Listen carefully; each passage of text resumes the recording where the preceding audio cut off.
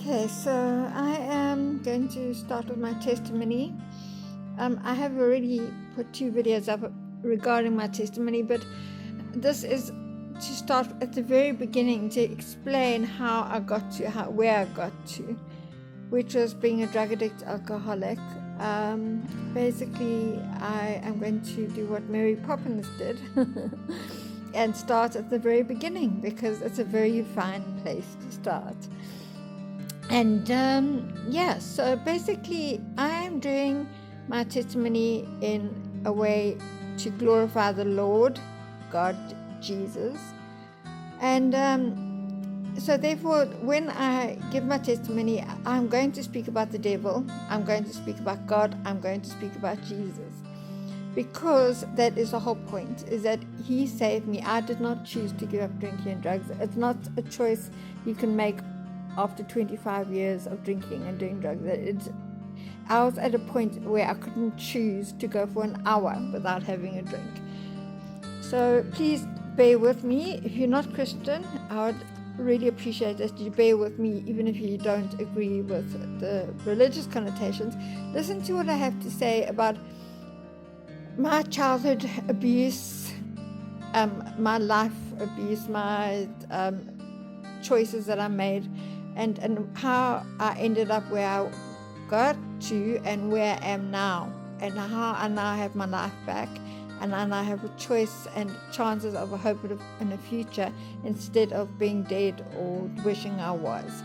So basically it started off when my dad and mom got married really young. They were very innocent. My dad was not a very loving person. He had very unloving parents himself. So basically it boils down to the previous generation.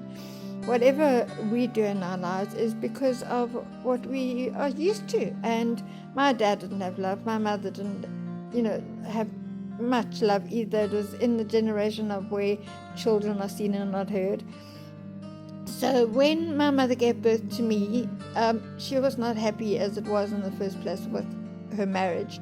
My father was not a very affectionate man. He was not very loving towards her.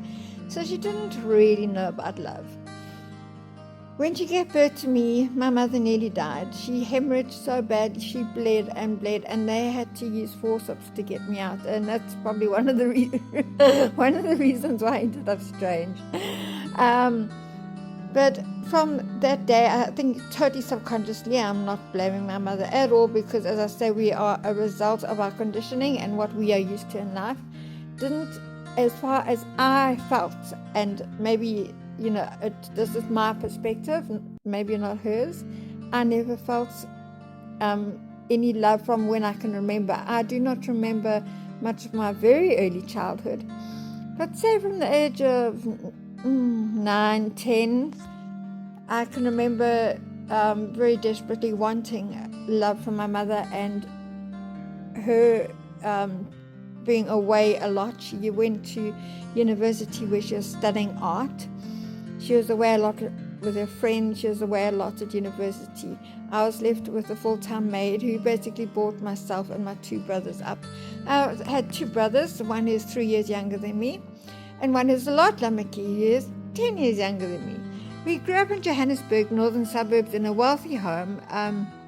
My father and mother eventually decided to get divorced when I was about 10. When I was about 11, my mom remarried. She married a man that was a friend of the family, who had been a good friend of the family for many years, who I actually really cared about and saw as a very close uncle, and he used to spoil me a lot, so I was quite happy about her marrying him. But once he got married, he started getting abusive, and he had hit my mother, and I would go and stand in the way and scream and swear and carry on, and he would then therefore hit me, because I would say things like, if you want to be a man and hit a woman, then hit me instead of my mother. At that time, I didn't realize until I was a lot older, I was very small for my age, at about 11, 12 years old.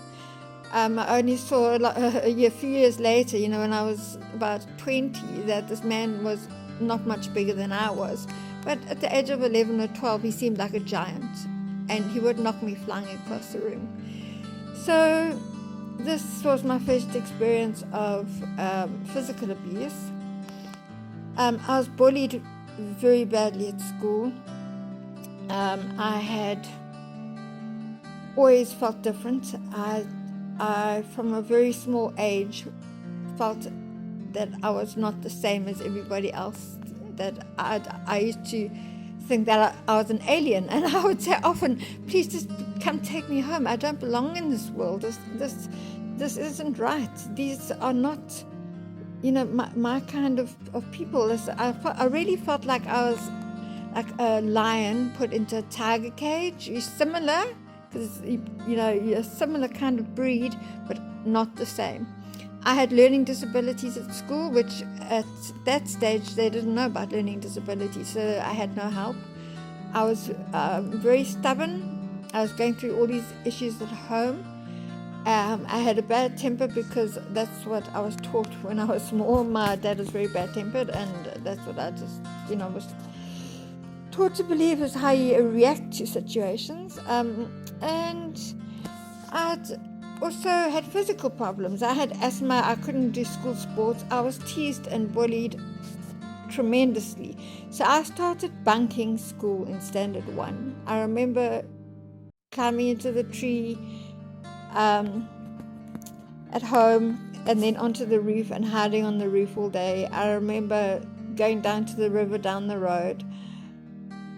And so that is how my childhood was. A lot of it was very happy. Roaming around the streets in those days, it was very safe, picking mulberries and stealing fruit from people's gardens, going to the river, hiding in the tree house, swimming all day. When I did go to school, we'd come home and swim all day in our pool, or else we'd stay in our fort on the roof. And so a lot of my childhood was really good, but a lot of it was really bad. And when the abuse started with my stepdad, I started rebelling completely. Because before my stepdad, my mother was very, now